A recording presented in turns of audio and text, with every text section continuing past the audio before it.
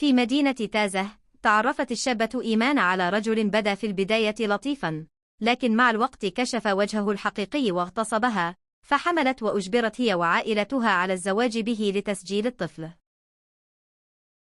بعد الزواج تحولت حياتها إلى جحيم من ضرب وسب وتهديد يومي.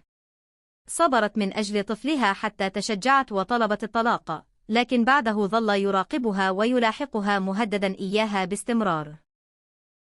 في يوم الجريمة، وبينما كانت تسير في الشارع، هاجمها طليقها بسلاح أبيض أمام المرة، فشوه وجهها وجرح يديها.